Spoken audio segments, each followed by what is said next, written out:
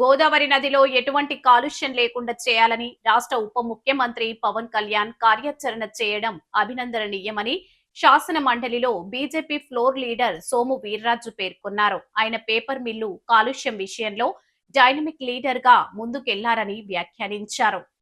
స్థానిక quarry market జంక్షన్లో ఉన్న బీజేపీ కార్యాలయంలో మంగళవారం జరిగిన మీడియా సమావేశంలో సోము వీర్రాజు మాట్లాడుతూ, పవన్ కళ్యాణ్ సమీక్ష తర్వాత గోదావరిలో ఏ విధమైన కాలుష్యం ఉండకూడదని మున్సిపల్ కార్పొరేషన్ పేపర్ మిల్కి షోకాజ్ నోటీసులు ఇచ్చారన్నారు.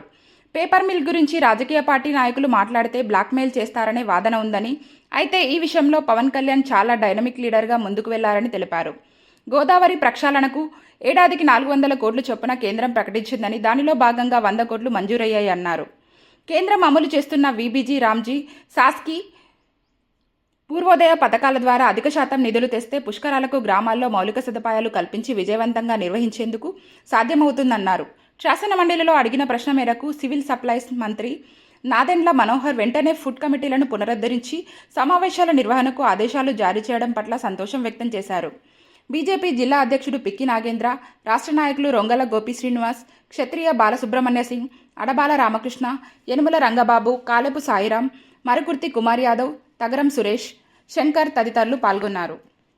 కానీ పవన్ కళ్యాణ్ గారి యొక్క రివ్యూ తర్వాత గోదావరి పుష్కరాలకు సంబంధించి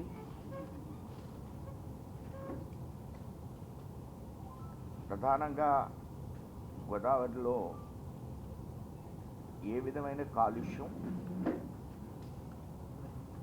ఉండడానికి అవకాశం లేదనేటువంటి విషయంలో నిన్న కార్పొరేషన్కి, అదేవిధంగా పేపర్ మిల్కి షోకాజ్ నోటీసులు ఇవ్వడం జరిగింది.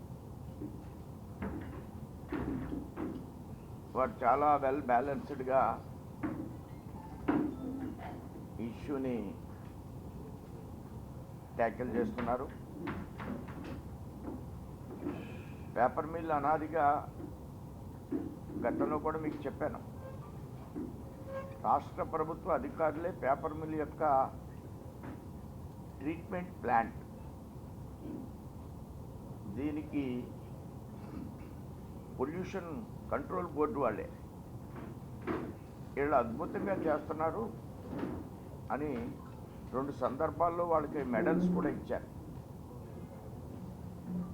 ఎవరన్నా మాట్లాడితే పేపర్ మిల్ గురించి బ్లాక్మెయిల్ చేస్తున్నారనేటువంటి ఉద్దేశం ఉంది. ఇదొక ప్రధానమైనటువంటి కారణం.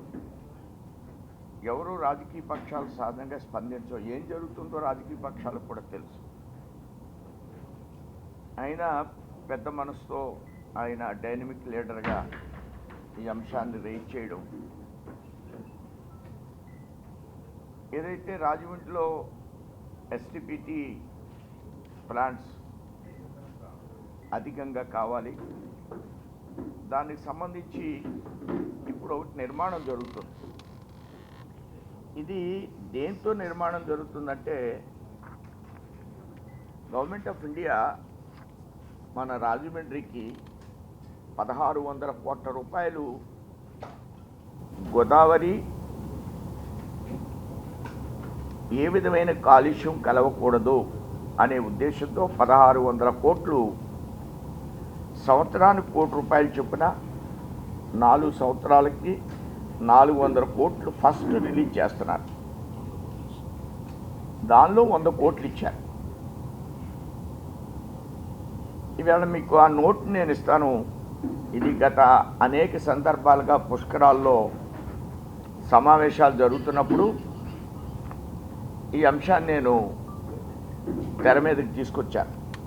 పవన్ కళ్యాణ్ గారి యొక్క పర్యటన, వారి శాఖతో ఎంత అభివృద్ధి చేయొచ్చు, అలానే కేంద్ర ప్రభుత్వంతో కలిసి ఏం చేయాలి.